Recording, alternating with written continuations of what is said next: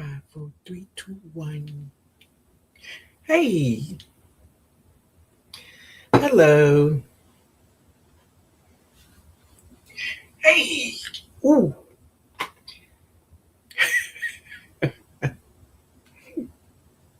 how is everyone doing? Hey, you all let me know if you can see and hear me. Hey, Jackie. Hey, Jackie. Look at that smile. Look at that smile. C'est bon, Mike.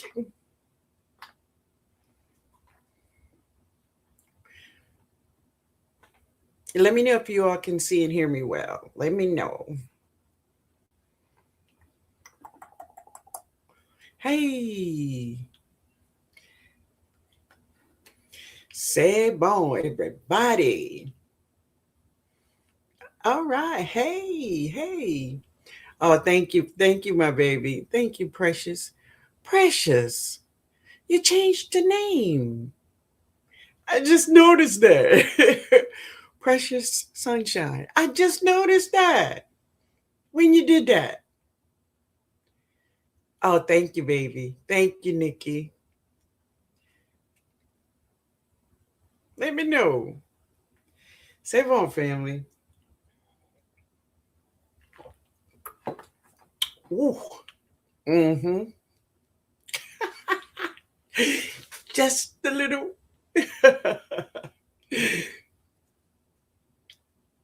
Oh no, I didn't change it. Oh, YouTube did it. Okay, okay, okay.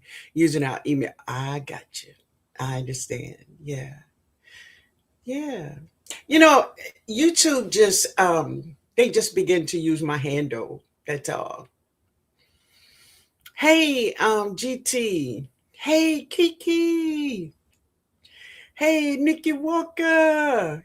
I hope everyone is doing fine. I hope you all had a great day today. I had a good day today, going from church to church, but it was cold here all day in the 50s. No, not my type of weather at all. No, not at all. But I thank God for allowing me to see it and feel it and enjoy it, right?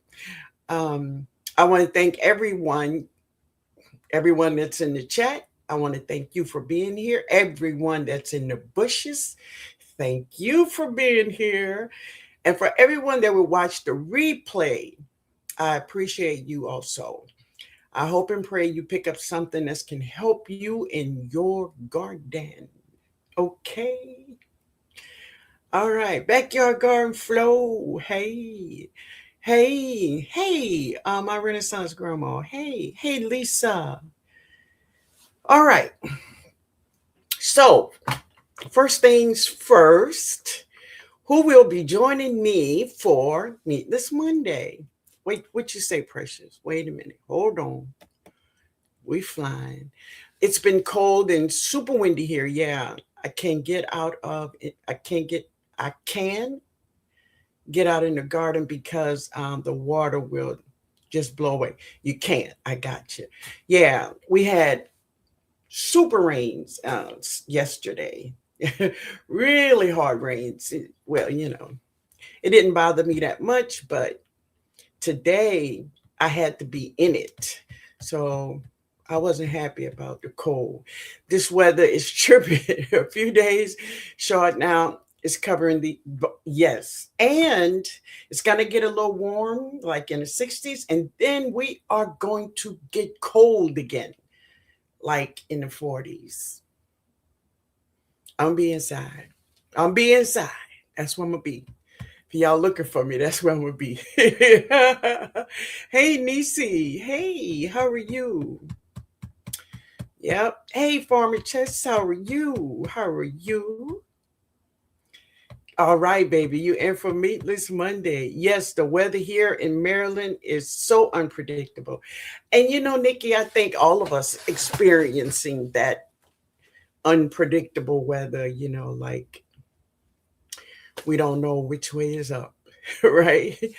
Um, we're gonna hit 50s, then drop to five below. Crazy. I agree. I'm well. I'm getting a lot accomplished. Wonderful. Absolutely. Murray's Family Studio. Wait, let me show you something. This is what I played today. You see that? That's what I played today. Thank you, my love. Thank you. Thank you. I thought about you. Yeah. Yes. Jada loved that. I didn't know Jada loved her like that. I'm like, girl, what you know about Mary? She know Mary. I'm like, okay. Wait a minute, Flo. Hold on. um, I'm only going to drink my water. I have the flu, and I'm getting a lot of chicken soup. Baby, eat your chicken soup. I understand. I hope you feel better soon. Maria. Hey, Maria. Hey, Miss Robinson. What's not, wait, what's not to love? I'm serious, huh? I'm not gonna do it. I ain't gonna do it, but yeah, we had fun with that one today. Yeah. Yeah, I hope she feel better. Hey, Tiffany. Hey, baby. Hey, pretty girl. Good evening, Miss Linda in chat. I hope everyone is having a blessed day. I hope you are too, baby. All right. So let's get into our live today and what I want to share with you all. Sylvia, hey, my baby. How are you? So this is what I want to talk about. And this is so for the gardeners that is seasoned, like you have one or two, maybe even 3 seasons under your belt or more, please chime in. Put in the chat what you think answers is and things that you can help with new gardeners, right? So today I want to talk about problems that we will face in our garden. Problems that we will face in our garden. And one of the greatest things about having problems in your garden is that we have some knowledge when we look at it, right? Having some knowledge about something you're looking at in your garden that's going wrong is going to do nothing but help you, okay? Now, if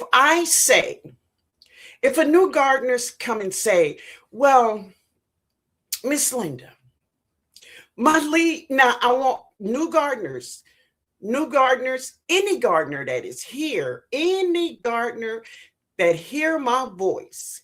If you have a question, I don't want you to think that your question is too silly. I don't want you to think that people are going to laugh at you because it's a stupid question. There is no stupid questions when it comes to gardening, okay? So if you have a question, ask your question. Don't be ashamed or afraid to ask your question, okay? Because this is your time now to ask your questions, all right? So one young lady, she asked a question. I want to hear from you all. She said, Miss Linda, my leaves on my plants are turning yellow and falling off.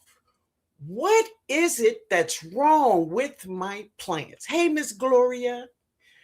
She said, what is it that is wrong with my plants?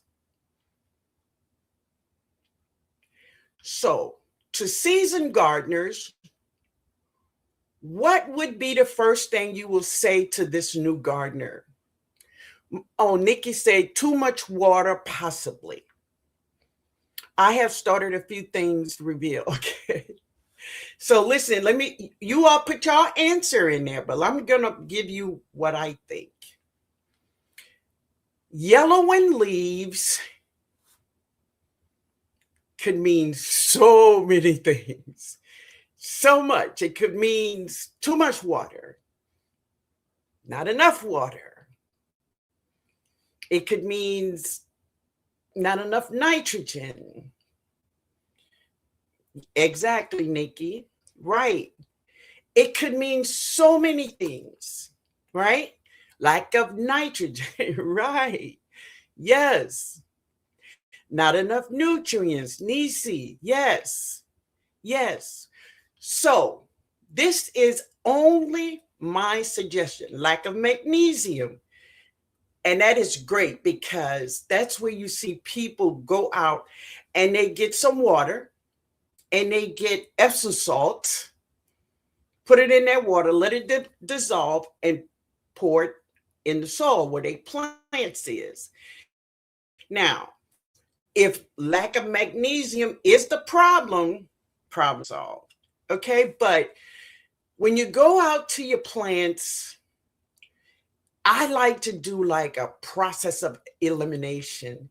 And all of it takes time, right? Because if it's, you know, not enough nitrogen, if it's not enough soil, if I could put my finger in there and the soil is just dry, then I know, hey, I ain't been doing my thing with that water, right? So go out there with a process of elimination when it comes to yellowing leaves, because it could mean so many things. Okay. Hey, be unstoppable. How are you, baby? How are you? Pest pressure. Be stealing the nutrients from your plants. And that is true. So that is so many things in the chat that could be wrong with your plant if your leaves are turning yellow and falling off. Yeah. All right. So, next problem. Whoever had or know about root knot nematodes? It's a real thing, baby. Root knot nematodes. Who know about it? If you know about it, tell me something you know about it. That's a good idea, Maria. Yeah.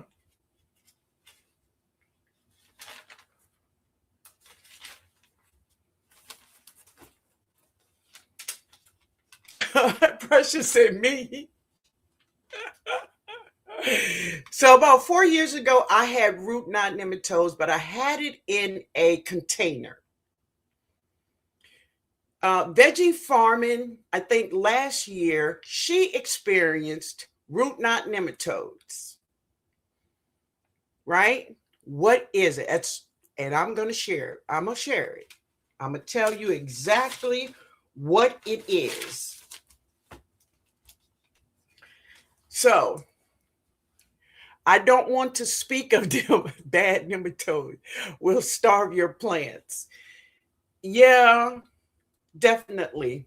If you have them, you need to get rid of all of the soil. Well, yeah, well, you can. You can.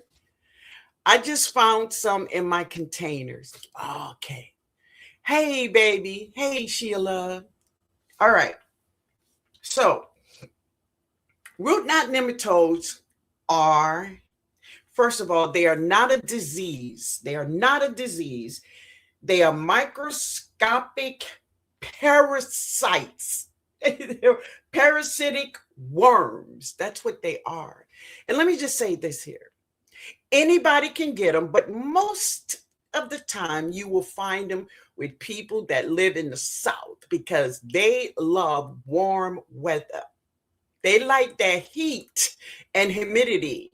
Okay. But let me share with you how you can get it in your yard also. First of all, it's already there, they're already there, but sometimes it just takes some things to wake them up. All right. First of all, you can get them from plants that you purchase from the store, like little seedlings you buy or trees, and they have that soil on them. definitely you can have root knot nematodes in that soil, and you put it in your garden and it spreads in your garden. Now, Precious SoCal Garden have a video. She experienced root knot nematodes last season with her tomatoes. They attacked my tomatoes, and veggie farming, it attacked her okra. And what it does is they will attack the roots of your plants, make nodules on them, and they will interrupt and block all the nutrients and water to get to that plant, and that plant will eventually die. It will not produce like usual. Veggie farming okra did not grow tall. So if you see a plant and one day it's beautiful, the next day she have a head down, especially if it's a tomato plant. She have a head down. She have water. Hey, sister. Hey, LED. Hey, my little sister. And, she have her head down and she's not producing. She just stopped producing. And every day she goes weaker and weaker and weaker. Pull her up and look at her roots. And what you will find is nodules. Hey, LGG, how you doing, baby? So beware of root knot nematodes, especially if you're living in like zone 8. But colder climates can get root knot nematodes, but it's rare. Okay. But beware of the little seedlings you buy, because that soil can be infected with root knot nematodes. Okay. So if you have a question about it, ask your question about root knot nematodes right now before we move on. Let me hear what you want to know.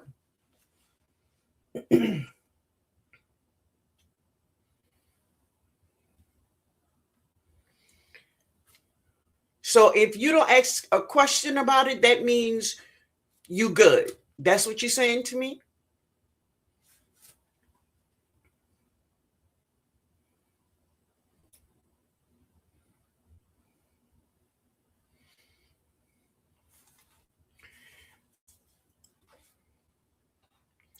Hey, let me see. Digging in the dirt. Hey, how you doing? Hey, Tony, how do you get rid of them? That's a good question. So let me just say this. When I receive root knot nematodes, they say plant marigolds. And it's true. Root knot nematodes will not attack marigolds.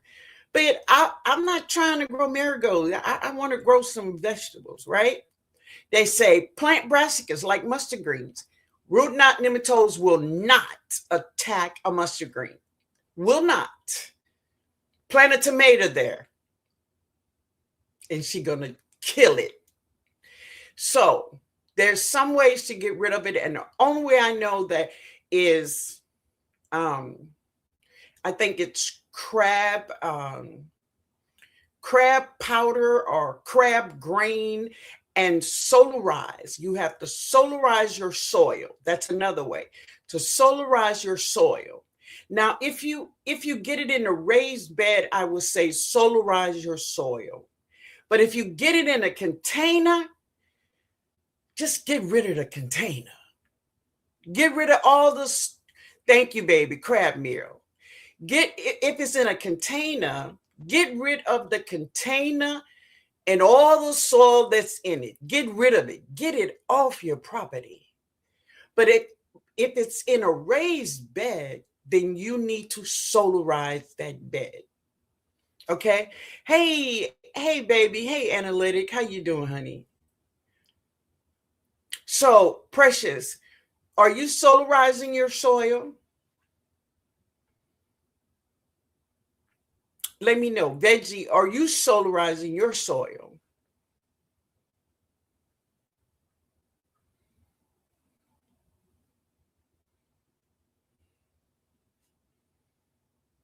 Hey, Jackie. Jackie Creeks. Oh, would they attack garlic? I'm not sure. I'm not sure. Uh, I'm not sure if they would attack garlic. But Jackie, this is what I want you to know. How do you solarize? You solarize with plastic, and you must do this over summer because it needs that heat.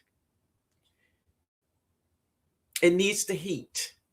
Now, this is if the root knot nematodes is in a raised bed. But if it's in a container, just get rid of the container, baby. Oh, doing well, Miss Linda. I hope that I did, honey. Had a wonderful day.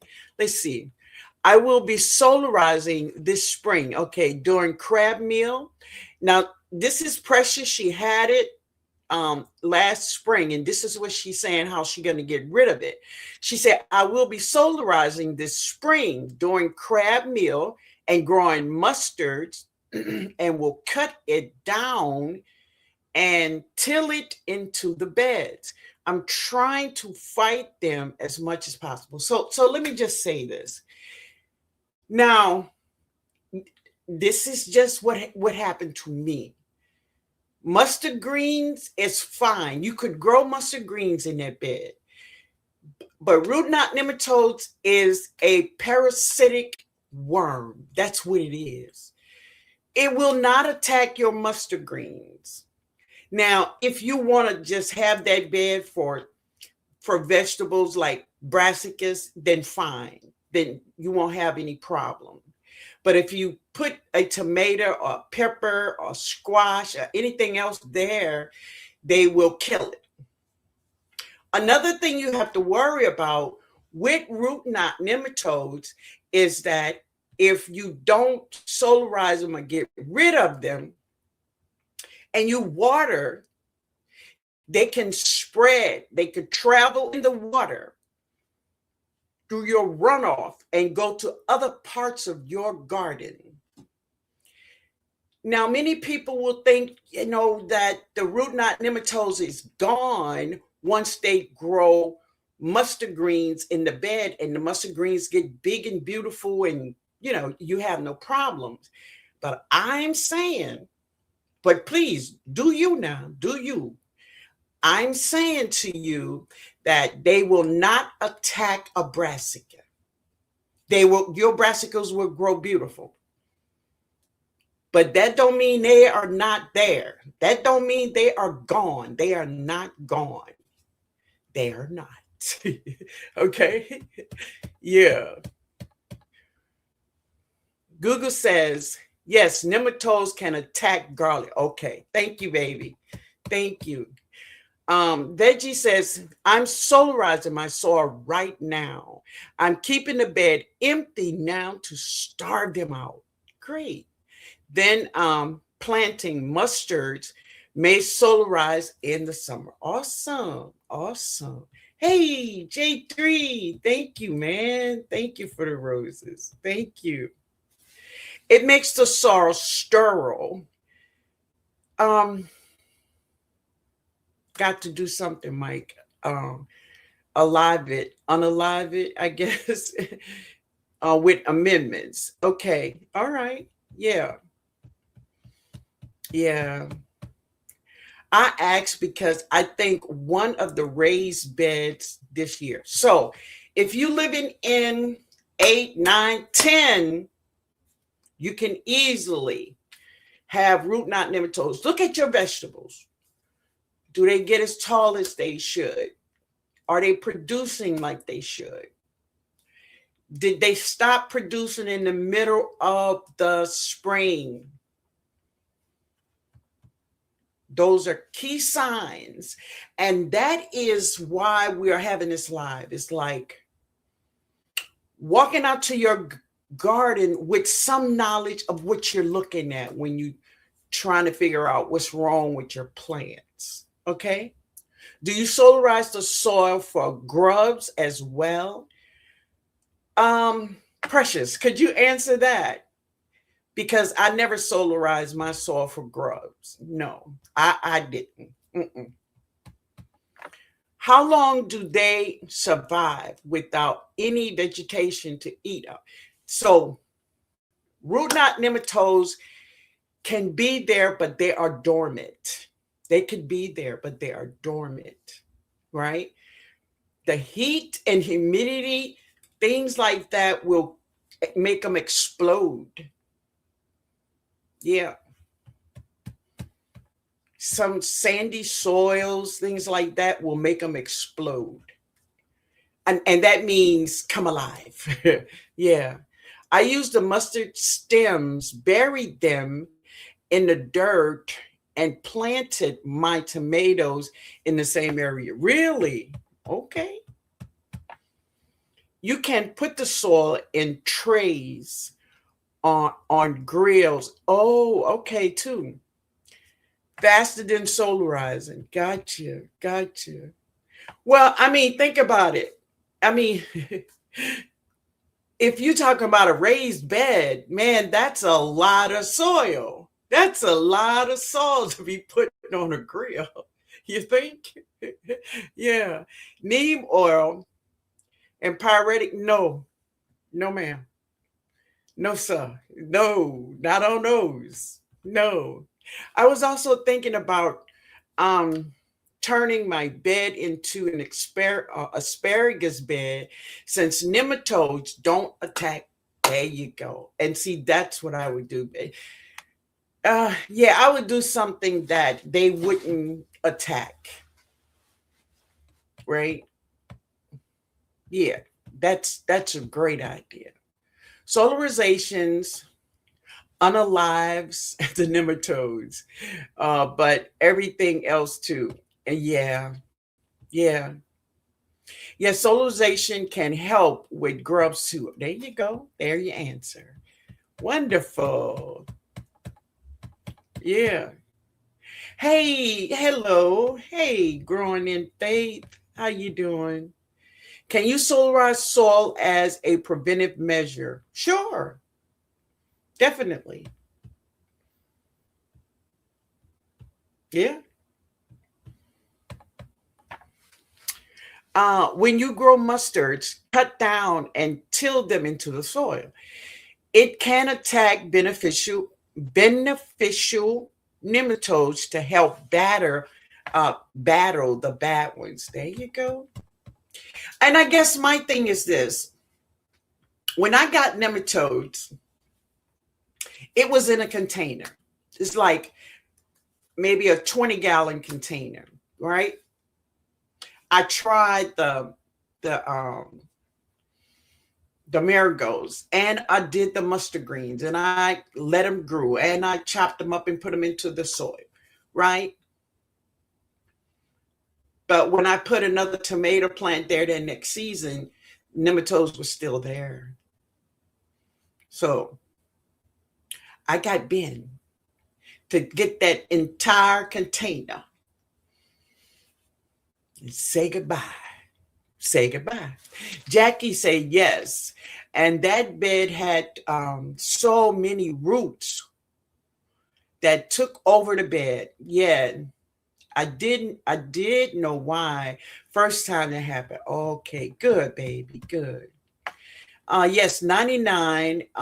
But again, that's all dead. Got to bring it back. Gotcha. Hey, growing up the box. How you doing? Good evening, Miss Linda. How you doing? Thank you for being here, man. Growing what I eat. Hey, man. The New Orleans gardener and chat listening in the back. Okay, thank you for being here, man. Yeah, it's destroying all organic, and that is another thing. Thank you, Mike. And that is another thing. Root knot nematodes mainly their main attack comes to organic gardeners. Synthetic gardeners, you probably won't have any problems with root knot nematodes, right? Root knot nematodes, you probably won't have no problems with them, but they do attack organic gardeners. Or no, they will attack organic gardens, right? So if you're organic, that's one of the things you need to look out for. Hey, yeah, that's one of the things you should look out when you are growing organically. Okay. All right. Let's get down to the bottom so we can see if there are any more questions about it. Why don't you use neem oil or okay, because neem oil do not kill parasitic worms. Mm-mm. No, it don't. No, it don't kill them. That's why. That's why you don't use it. It don't work. Mm-hmm. Now, if I buy veggie transplant, I'm trying to only plant them in containers so I can throw it out if needed. And that is the greatest idea. And that's why I say when you purchasing seedlings, you must be careful with them because they have been in an environment with all these other plants. You really don't know, what's going on with them. So just be careful. Do the quarantine thing, and then no, don't put them in your raised bed with all of your other plants because you can have problems. Problems so bad that you can lose a season, and that's really bad. Neem oil affects specific organisms. Nematodes is not one, and it is not. No, neem oil, exactly. It will not kill nematodes. No. And this is the thing what I want you to do, the person who asked that, please do your research. Do your research. Go to your website, whatever search engine you go to, and say, what will get rid of root knot nematodes in my garden? Say that. Yeah. I would transplant and check the roots. Yeah. I haven't seen root knot nematodes in years, though, because I had a tomato with some. Yeah, I did too, baby. I did too. Okay. All right. Let's see.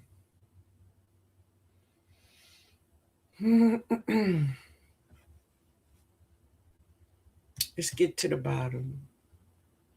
Let us know if that works for you. Oh, you talking to digging in the dirt. Okay. All right. Question. Here we go. What do you do, or what do you think the problem is if you see blossom end rot in your garden? So I want everybody to know blossom end rot is not just a tomato thing. So to new gardeners, do you know what blossom end rot is? And to the experienced gardeners, tell us what it is and what do you do when you see it in your garden? So somebody said a lack of calcium. Some say inconsistent watering. Yes.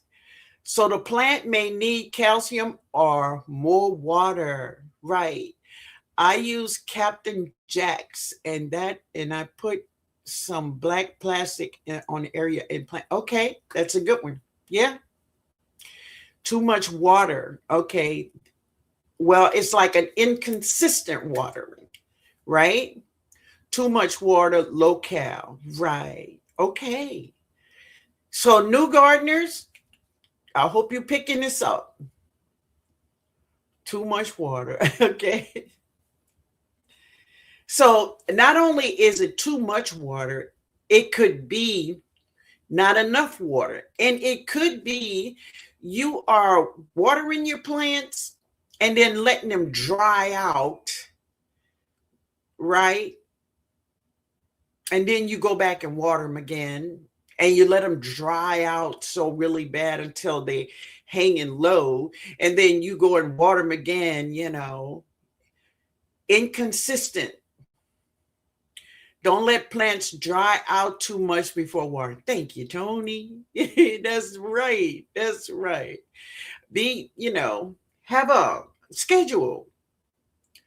And one thing I say is instead of watering daily, water deep. Deep watering is better than watering daily. I had watermelons right with Blossom and Rod one year. It was my watering habit that year. I rarely have the problem. Very good. Very good. Inconsistent watering. Oh man, y'all own that one. Y'all got that. Y'all got that. So I hope the new gardeners can really get something out of that. Wait a minute. Let's see what you say, baby. This is from Jackie. She says sometimes it could be you watering, but the soul is, I guess you want to say soil is not so taken in the water for the plants. What I mean by that, the water just runs off. I noticed that in a couple of my beds, my raised bed. So if you have a bed that you are watering. Now I can see, maybe in the first 2-3 minutes, then that bed must be really dry for it to be running off after 3 minutes or so. So what I'm saying is that I just think you have to be more consistent with deep watering and not let your soil get so dry, right? Farmer Chef says deep watering is what I've been doing for a few years. I sang a song when I'm watering. Girl, go ahead. Beautiful, beautiful. That's all right there. Yeah. Do you water deep every other day? So usually what I do is I usually water deep, sometimes 2 days, sometimes three, right?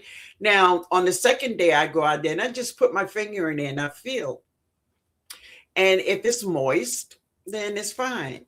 Yeah, Cheryl, I count too. Then I'm fine. Then I'll wait till that third day. But this is the thing. When you water once a day, the water is just getting on, or just maybe the top layers of your soil. You want your plant roots to go strong, and get big, go deep. But why would they go deep when the water is at the top of the container? Now, if you water deep, still on that second day, they're looking for some water. So what they're going to do, they're going to stretch out and they're going to go deep. And when they're going deep, they're getting bigger, they're getting stronger. You're going to get a bigger, healthier plant. So water deep. Yeah. I use sources under my pots to hold excess water, to absorb. Now, I have like 1 or 2 pots like that, but all of my containers is not like that. So the ones that's like that, I let it do its thing. But the ones that's not, then yeah. Hey, Jay, how you doing, man? Jackie say yes. Deep watering I wasn't doing that good. So now you know, to get your vegetables, to get them to go deep and grow strong, healthy roots, make them go get that water. Make them go get, your nutrients. It's at the bottom. That's where you want them to go. Okay? Yeah, that's where you want them to go. All right. So, another thing, now, another thing that gardeners, what do you say, baby? Thanks. I'm going to try that. Great, baby. Awesome, Bridget. Awesome. So Nikki Walker said, y'all hit that like button for this incredible information. Hit that like button. Hit it one time. Boom, boom. Hit it. You did it? All right. Okay. What if you walk into your garden and say, for instance, you have a raised bed, and in this raised bed, you have 5 beautiful pepper plants. And all of those pepper plants is full of bugs. You see bugs, different kinds of bugs, aphids, all kinds of bugs. What do? Now remember, you're an organic gardener, so don't break out the raid. Y'all know I seen that lady did that. She went and got a can of raid. She was scared of a bee, though. A bee was close to her. Man, she sprayed all the pepper plants. It was too funny, though, y'all. I promise. What'd you say, Sauls? I'll run away and cry. What is your solution if all of your you just see a lot of bugs, stink bugs, and soap and water first. Okay, you can hose them off. There you go. Spray the leaves with water. Right. Yes. Hose them down.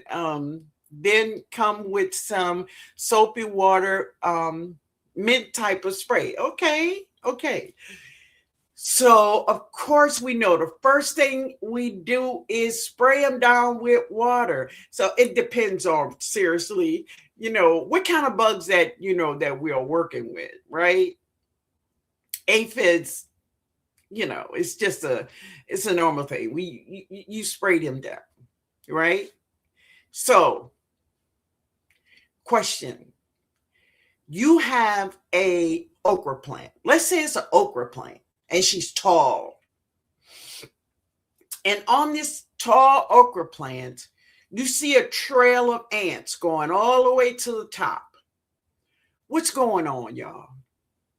What's going on? Now, what we're doing, we are helping new gardeners, and we are just getting some refresher courses, right?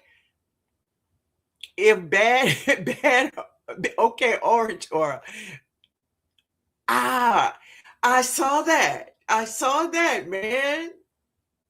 A vegan, January, vegan for the month of January. I saw that. Yes, yeah. Aphids. That's right. So to the new gardeners and to those who didn't know, just in case, is that ants and aphids have this great relationship. They have a relationship, right? What you say, ants and aphids having a party. That's right. Because ants love aphids' droppings. So the ants will protect the aphids. So when the ladybugs come to eat the aphids, the ants gonna run them away, because that's that's their thing. That's their boo thing. So all you gotta do is really just spray them with water. Spray them with water, and aphids don't know to climb back up. They won't. Okay. I didn't know I was behind in the chat. I just, oh, okay, cool. That's okay. No, no, no. You're good, man. You're good. To me, aphids are the easiest to get rid of. And I it is so true. But listen, I was in my garden just today. Now, I haven't been in my garden a lot because it's been cold, it's been raining, and I'm looking at my greens, and my greens look beautiful. So today I went out and I harvested me a another cauliflower. But when I moved the leaf, now on the front of the leaf it's beautiful, but when I moved that leaf, the back of that leaf was full of aphids. See, that's where aphids will get you sometimes. See, the front of it, it looks beautiful, but it's baby, it's the back of the leaves and the lower leaves. That's where you gotta go because that's where they at. That's where they at. Aphids were on my greens too. You too, yes. Don't worry, baby. I took care of them. Hey, Tampa, how you doing? Hey, all right. So, I've had more aphids this winter than ever before. And it's true because I haven't had a lot of aphids, but at the end of the season, like now, this is where I'm seeing more aphids more than ever, right? You took care of them too? Good, good, baby. Get rid of them. Invest in a big container of cinnamon as well to sprinkle on the bottom of your okra and the plants, and you don't want certain pests. Okay. Okay. Miss Linda sent them to the for real. If that's where they go. I've had aphids this year, but not bad due to companion planting. Beautiful. Aphids go crazy on my plants and then infest my green stalk. Yeah, I'm sending them. And that's the thing. If you don't get rid of them, they're going to spread because, as I said, aphids don't have a mechanism of like fighting, right? Like some bees will sting you, right? Well, aphids have nothing to harm you. So what they do, they clone themselves and they multiply quickly, quickly. I'm talking overnight. Overnight, hundreds of aphids have cloned themselves. This is how they continuously to live, right? So one day you get up, you may have maybe one or two patches of aphids, and you go, oh, it'll be all right. You go back out there, the entire plant is infested. That's how they continuously to live, by cloning themselves. I heard the 511 promote them. You heard 511 promotes aphids?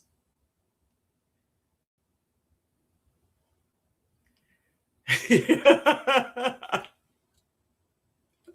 don't know, baby. I don't know. I don't know. I never heard of anything like that. I never heard anything like that before. That anybody heard that that 511, which is fish fertilizer, promotes aphids. So let me just say this here. For any insect, not just aphids, but any insect, they come to where the food is, right? I know. They come to where the food is. Bees will come to flowers. Do you need to buy bees? No. Do you need to buy ladybugs? No. Plant their food and they will find it. They will find it on their own, right? So, no. 511 do not do that. But anyway, Research that thing. Hey, Bayou baby. Hey, I never heard that. Yeah, I never heard it either. I've heard that excessive nitrogen. Yes. Now, a lot of fertilizer. You over fertilize your vegetables, you're gonna have problems, and not just from aphids. First of all, you're gonna have a sick plant that will not be producing and giving you food. So if you are growing vegetables to harvest and you continuously over fertilize it, you will not be harvesting. And it's not just because of bugs. Okay, it's like overfeeding anything. Yeah. Only bugs I've seen come around when I use 511 is flies. Yeah, really. Yeah, that's more for chemical fertilizers, not organic. I'm not sure. I never heard of it, and as long as I have used it, I have never had the problem. Right, right. Sick plants call bugs. Yes, they do, and the reason is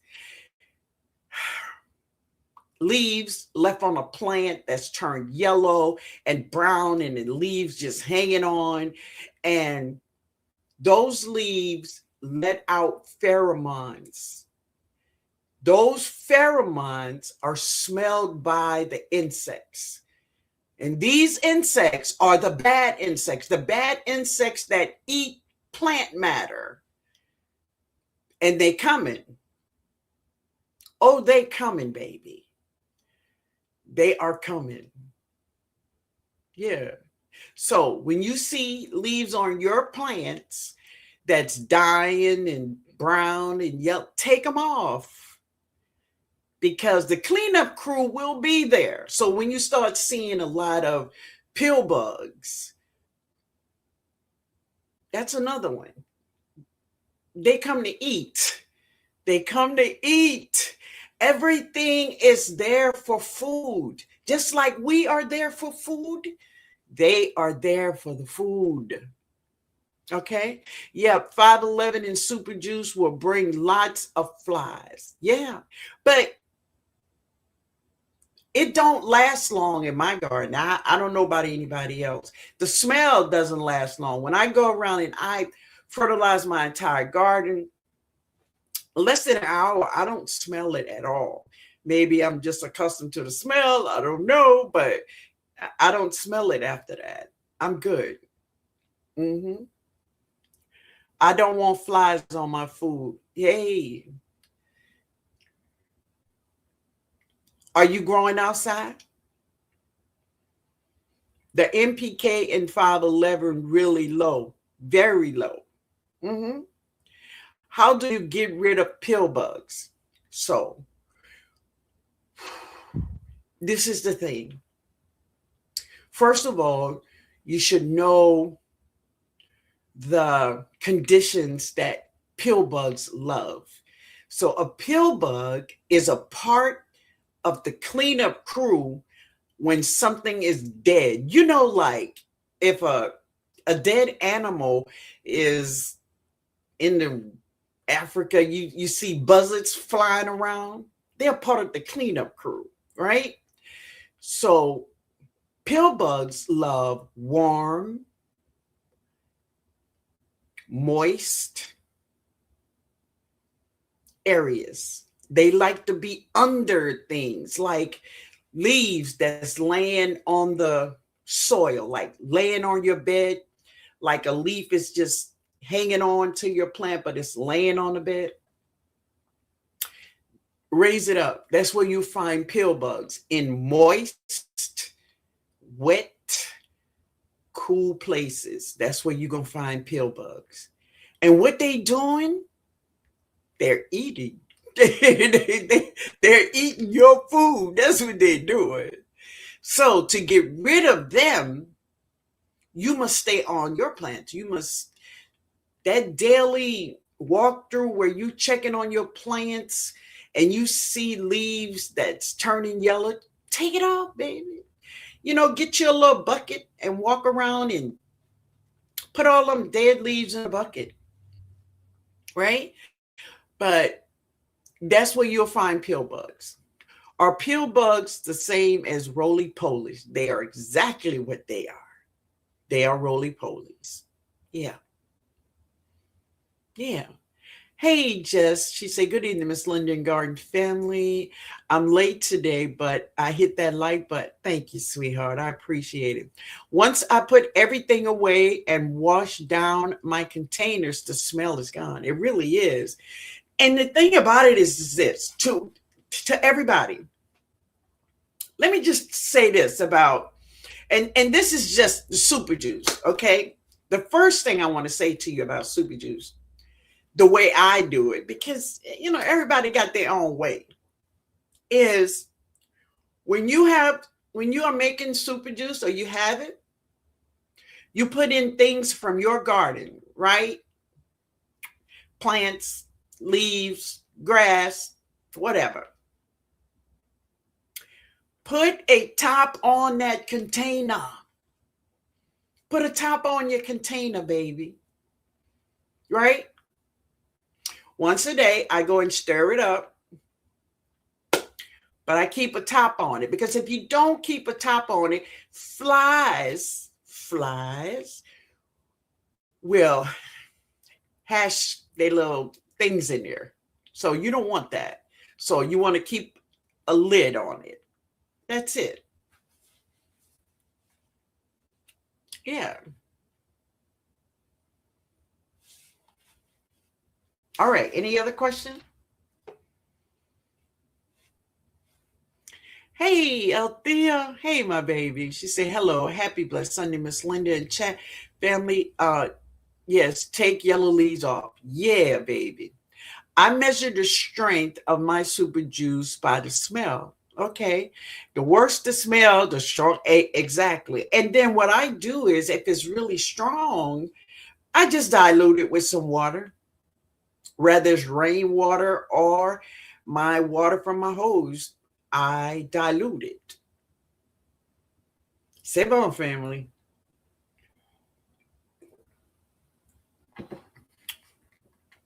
The super juice is easiest to do in the winter. It moves slower.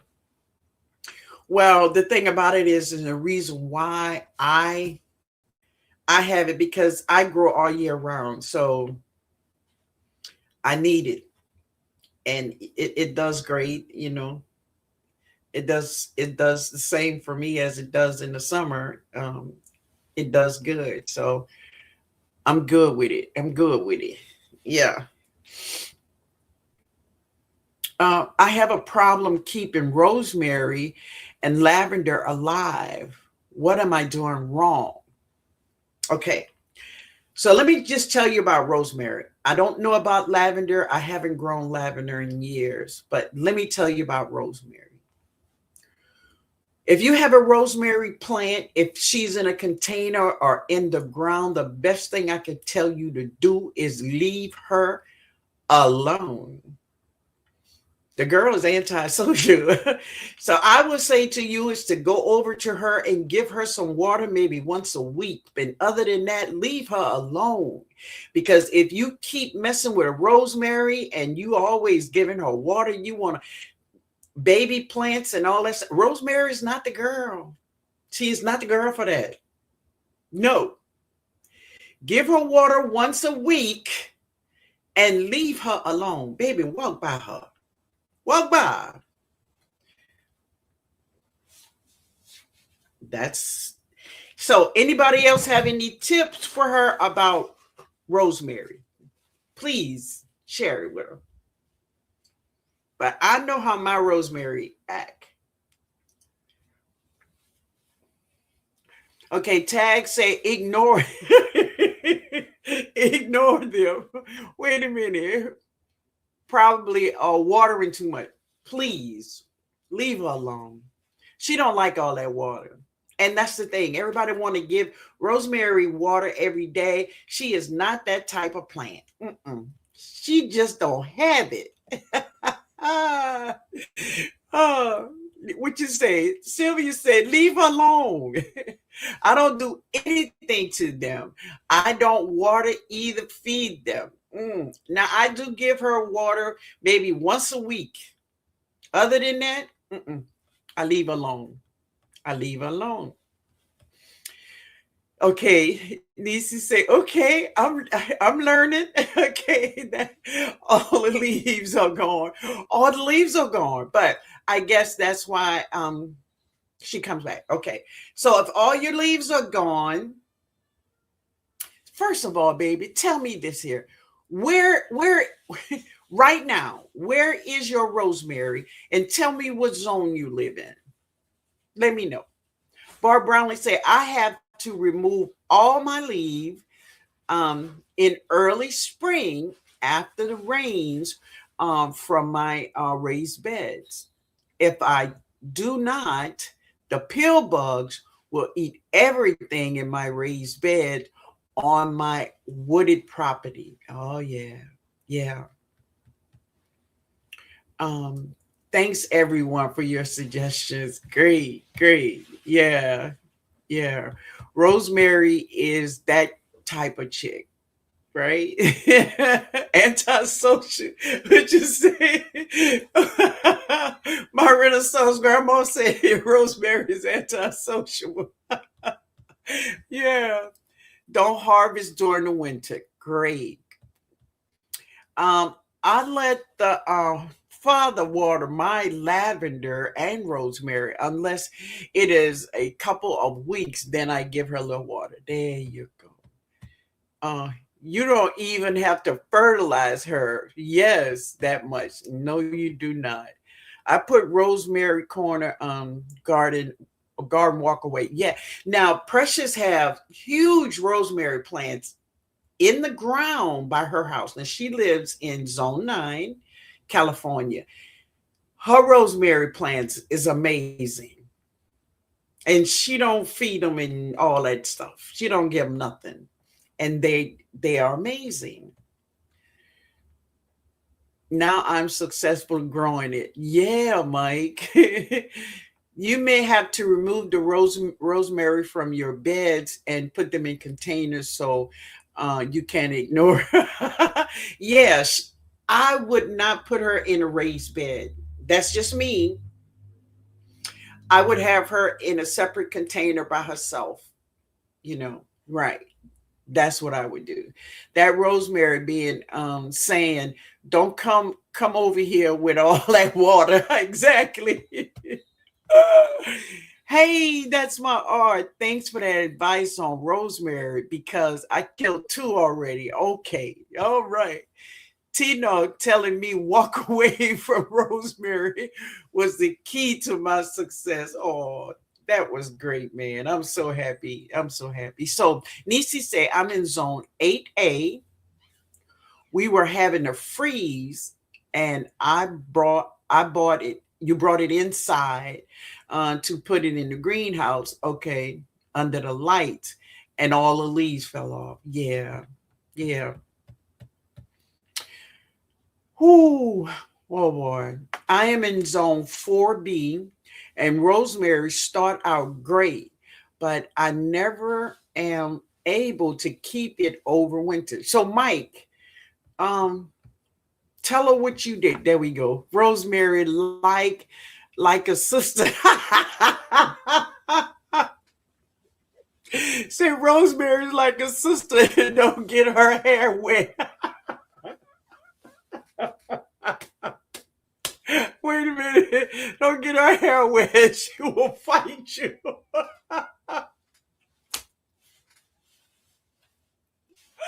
Oh Lord. Baby, listen, we'll be by the pool. Okay. Well, we ain't going. Boy, don't play. Go ahead, Mike.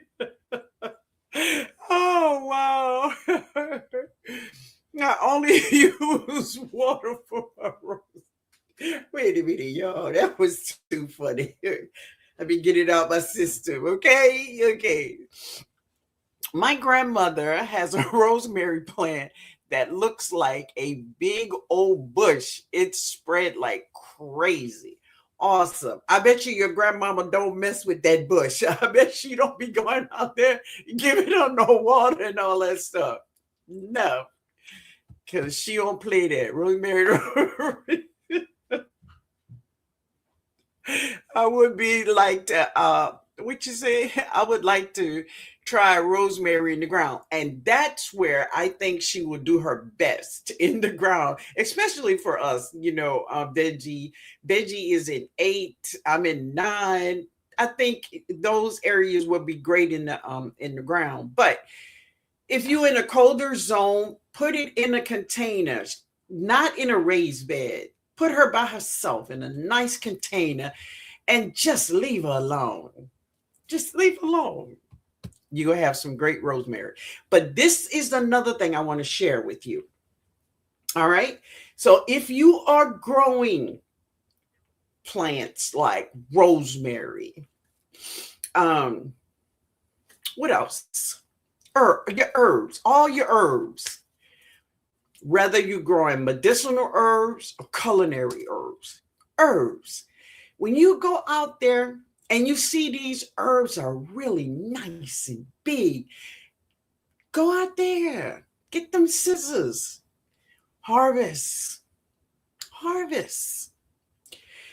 It's nothing like growing a beautiful bush of rosemary, and at the end of the season, and it's cold in your area, and your rosemary die, and you don't have no rosemary in the house. Why? What you growing it for? Just to grow it. So this is what you do. When your plants is nice and big and healthy, go and harvest, baby. Harvest. Dry some of your herbs out. Put them up in your little jars or whatever you do. But harvest. Okay? Because that's why we're growing. No, we can't keep rosemary in zone 4. Okay, so you would have to keep her in a container and bring her in, right? I would assume. Because all the snow I saw out there by your house, man, wow. My rosemary is huge too. She becomes a Christmas tree every year. Beautiful. Baby, harvest some stuff. Harvest some stuff. Got to take it inside or restart it inside during the winter. Got you. No, y'all.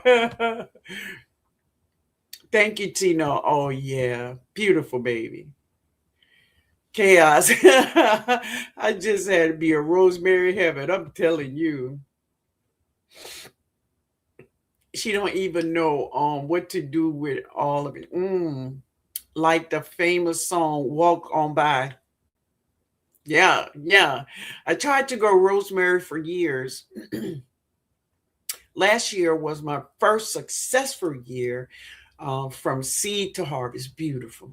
Absolutely. And hey, Kenneth, how you doing, man? And that's the thing, is that we just have to walk away from them. Get from rosemary. Give her a little water. Once I give my rosemary water once a week. We good. Because the girl, she finicky. So um that's one of my goals this year, is to harvest more herbs. Beautiful. And that's the thing. I see a lot of people, we grow a lot of herbs, but at the end of the spring, we don't have herbs inside. Why? We have to, even if you go out there every other week and just get a little, right? Yeah, just harvest. I go out, and especially like my bay leaf tree, I harvest like 60 leaves for Jody, 60 leaves for me. And I do this about every month, every 40 days or so. And my tree is she's still just growing beautifully, but I'm gonna get my bay leaves. I'm gonna get them leaves. Yeah. What you said? I'm doing my first rosemary tincture this year. Good, baby, good. I have rosemary plants from 2021. Awesome. Take cuttings to grow inside over the winter. There you go. That's a great idea. Okay, let's see. Um, let's go with one more, and then we're going to do more on Tuesday. Okay. All right. So let's talk about caterpillars. What do you all know about caterpillars? I have so much dried herbs. I don't have to buy herb. Beautiful, beautiful. Wait a minute. I started making my own garlic and onion powder too. Good. I've been doing that for a long time and I love it. And matter of fact, this year I want to make, and I still have some lemon pepper that I made. I want to make lemon pepper garlic, lemon pepper. That's what I want to do. Yeah. I know I hate caterpillars. Oh, you do? No. Wait a minute, baby. Hold on. I saw something. I have a large bay laurel tree. How do you know when to harvest? You have a large tree. She have lots of leaves. Now, see those leaves? Those are your leaves. Go out there about every 40 days or so and harvest you about 60 leaves. Bring it, clean them, dry them, put them in a bag, or no, put them on a parchment paper or something and let them dry. Let them dry. And then put them in a bag, but make sure they dry before you put them in a bag. A brown paper bag, right? I just saw some bags in here. And when to know that your bay laurel tree leaves is ready, when your tree is full of leaves and it's beautiful and they green and they beautiful, they looking at you, right? They're ready. They're ready. Okay. I know I hate caterpillars. Okay. So, okay. So let me just say this here. Caterpillars. Smooth caterpillars. I mean, these caterpillars don't have fuzz. Smooth. No fuzz. Smooth caterpillars will not sting you.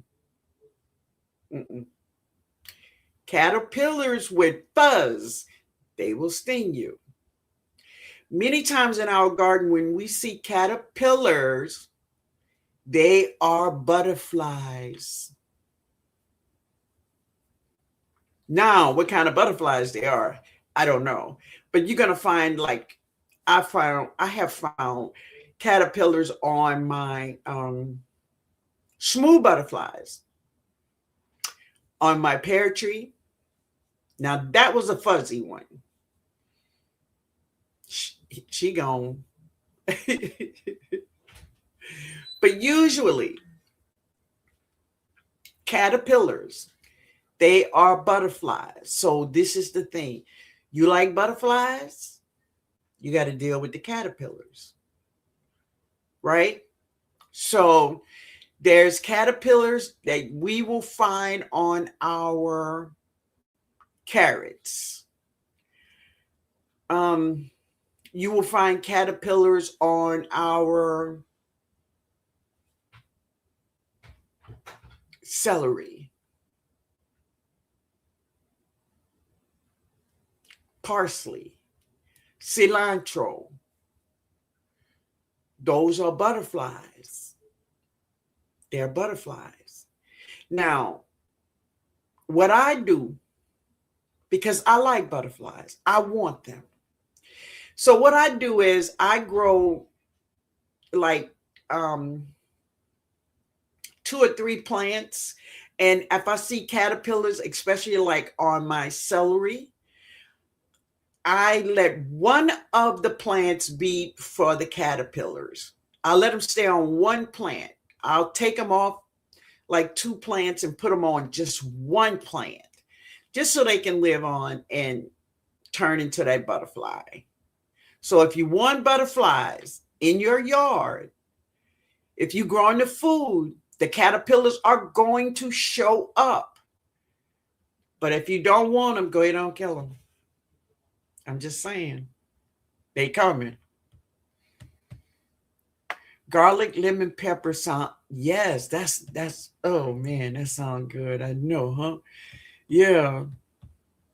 Caterpillars, they burn very well. Oh man. Some caterpillars can be beautiful, but there are some rootless looking ones. Yeah. Yeah. Yeah. Hey man, what's going on? I haven't seen you in a while. Look at you. Rambo. Oh, let's see. I know they turn into wait a minute. I know they turn into the beautiful butterflies. Yes, they do. They turn into beautiful butterflies. So if you want the butterflies, give them a plant where they can live. Say, for instance, the hornworm. The hornworm. So how many of you all know what do the hornworm turn into? Do you all know? Chaos. I have a jar. Oh Lord. Wait a minute, my renaissance. oh, you oh, you talking to Chase. Okay, I ain't gonna read it.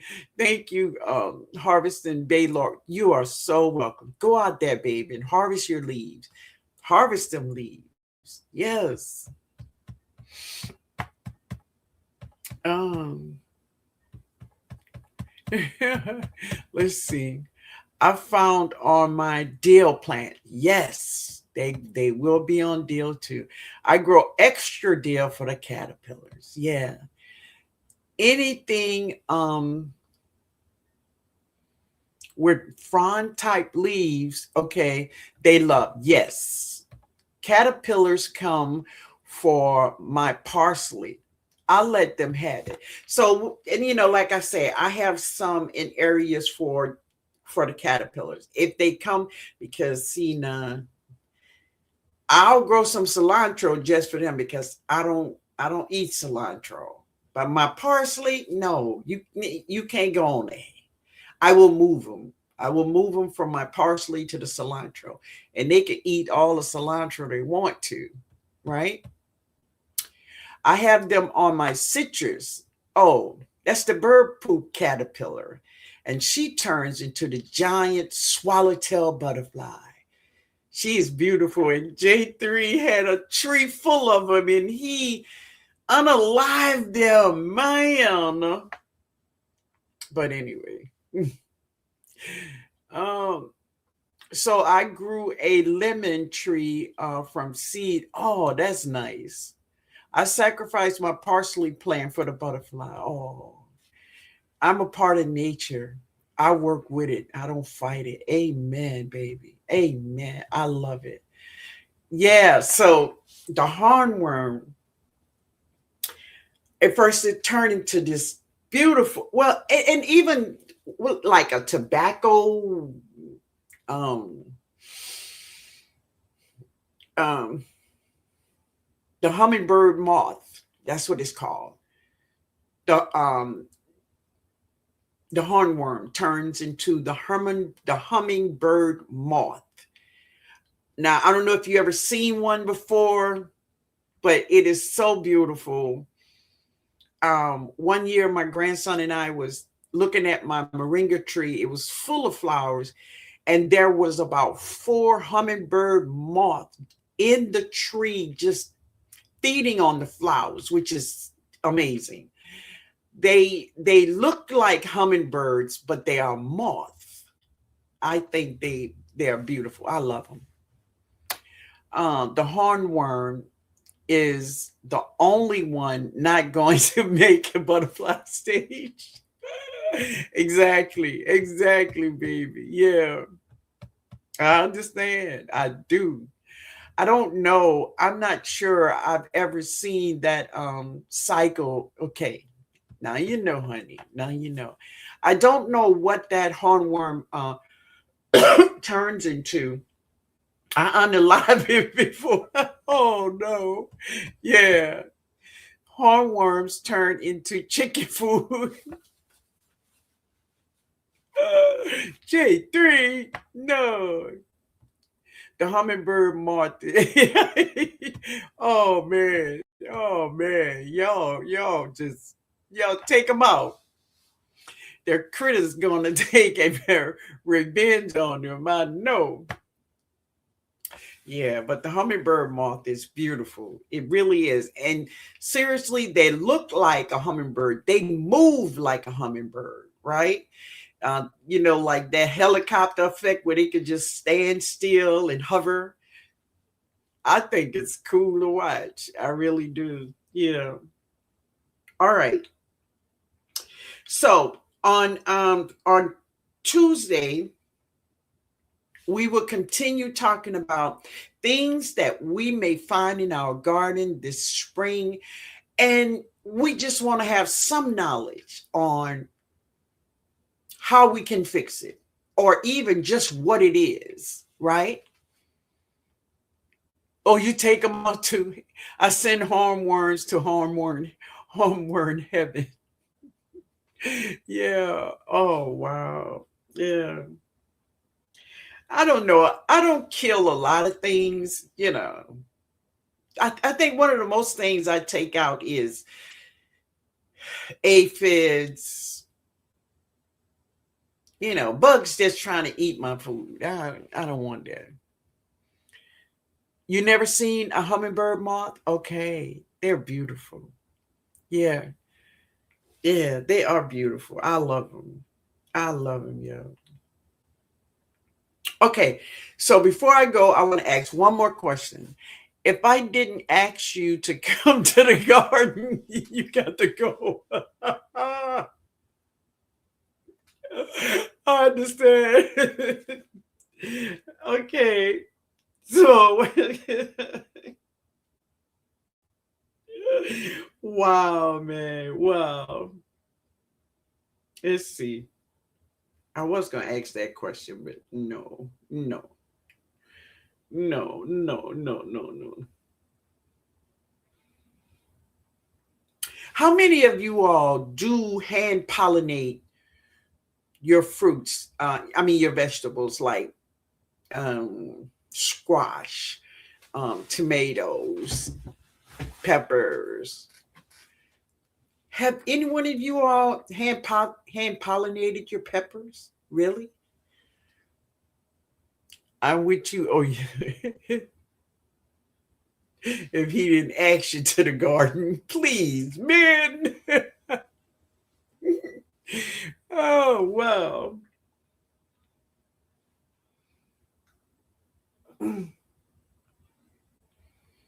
Jackie say no, she haven't hand pollinated her peppers. Oh, wait a minute. Wait. Okay. I don't have plenty of pollinators. Okay. So, Shelly, so you do know that there's three, and there's more, but I'm going to mention three. I don't know if you were here last week. Tomatoes, peppers, eggplants. They have the perfect flower. They have male and female in one flower. So shake them. Just shake them. You're a pollinator. Okay. So, and if you don't have a lot of pollinators, do you want more pollinators, Shelly? Let me know. I really rarely hand pollinate anything. I let the pollinators do their thing. Come on, baby. Let them do it. Let them do it. I will this hand pollinating squash this season. Okay. Squashing cucumbers. Okay. Yes, I have. I've hand pollinated cucumbers before. I did. Bees were scarce last season. Okay. I only hand pollinate if needed. I've only hand pollinated squash. I haven't. I have pollinated squash.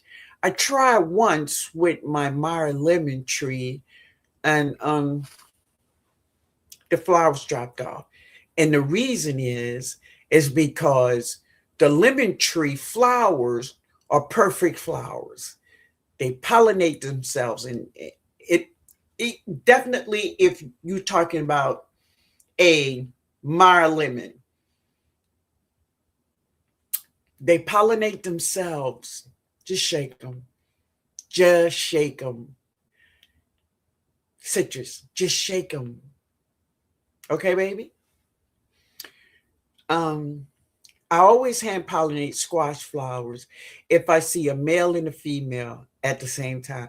And veggie, tell me, does this happen to anybody?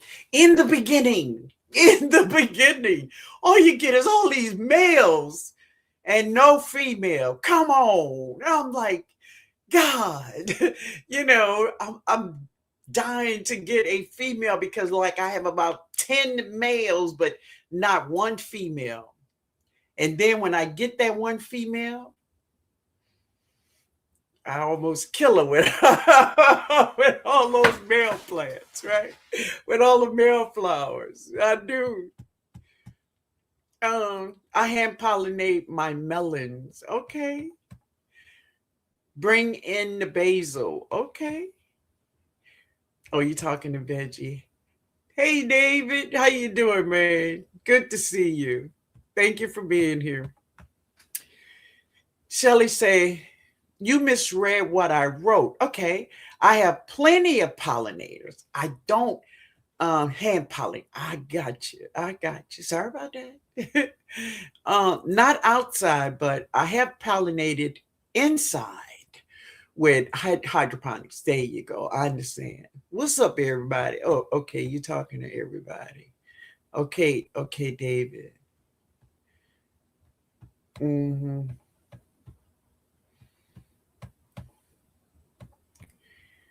Um, yes, I will do that next time. Okay, so there is a lot of vegetables, fruits that have perfect flowers. So, and you don't need a lot of beneficials. But if you want more beneficials, if you don't have enough pollinators, if you don't have enough bees and butterflies, first of all, stop killing the caterpillars. Okay, stop killing the caterpillars. Okay, but if you want more, just drop flower seeds all over your garden. Just drop flower seeds. Get you some flower seeds. Go to Dollar Tree. Yeah, go to Dollar Tree and just throw some seeds out there, right? All right, family. Listen, I love you all. I thank you all for being here. Eat the male flowers till the ladies arrive. No. Now that's another thing. I don't eat squash flowers. I've tried them. That ain't my thing. No, that ain't my thing. Yes, all the male flowers isn't. It's like it's raining men. I promise. I promise.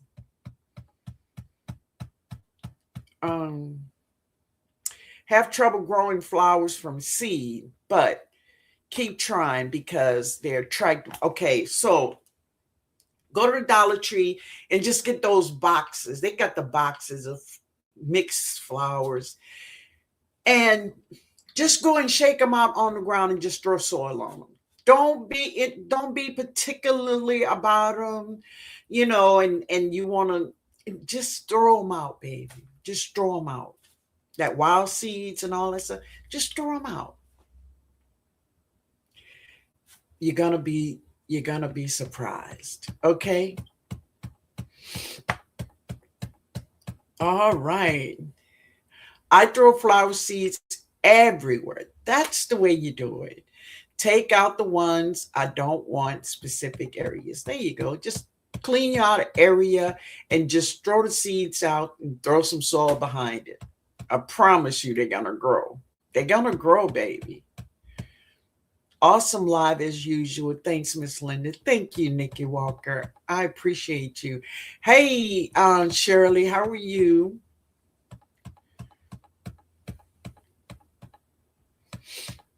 Um, Thank you all for your advice, Mike and Tina. All you are so welcome, baby. We appreciate you being here. Fun fact: if you look at the soil in the Dollar Tree, seed boxes, mealworms, I thought was smart. Yeah, yeah. Have a great evening on purpose, Tino. For real, for real. And I know how to do that good. Thank you, baby. Thank you so much. Fabulous live this evening, Mama Linda. Oh, baby, thank you. Thank you, my niece, Psalms. She say, have a blessed rest of your evening, everyone. You too, baby. Save on, family. And I'm going to see you all on these streets out here. And we're going to be back here on Tuesday, and we're going to talk more about problems we may be facing in our garden. And we can have some kind of knowledge about how to fix it. Hey, Simply Bell. Hey, baby. How are you? Say bon Kiki. Yeah.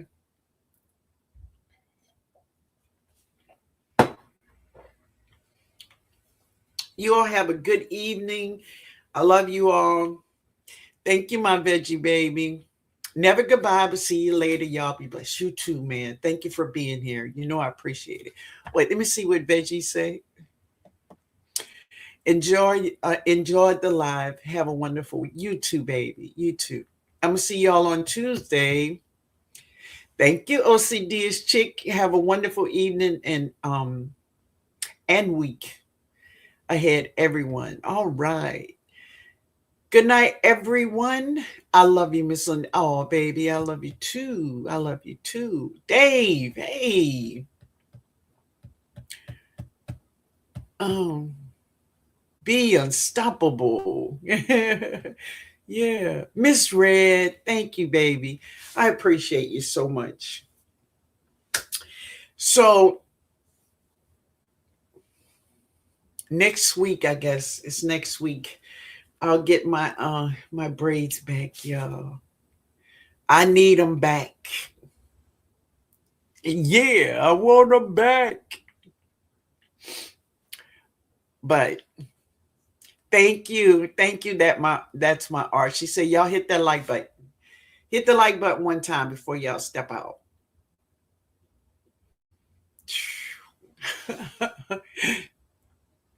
Everyone have a blessed week. May God keep us all under the shadow of his wings. Amen. Amen. Yeah. All right, family. We're going to see each other. I think you're here all. Thank you, honey. Thank you. I think Tuesday I'm going to go back. I'm going to go back to the 70s, baby, and put on my Cleopatra Jones wig. Yeah. Oh, thank you, sweetheart. I appreciate that. Ruby, good night, Miss Linda. Very nice show tonight. Oh, I appreciate you. Thank you. Yes, yes. So I have some sardines. I think I'm gonna go eat them before, so I won't be tempted it tomorrow. All right. Oh, you did. Okay. I see Jay is doing January. He's doing 30, I guess 31 days of being a vegan for the month of January, which is so cool. I don't know. I may try maybe like a 7-day thing, right? Yeah, that sardine is good. Tag, it's good. I love it. I do. I do. So I'm gonna eat that tonight. Yeah.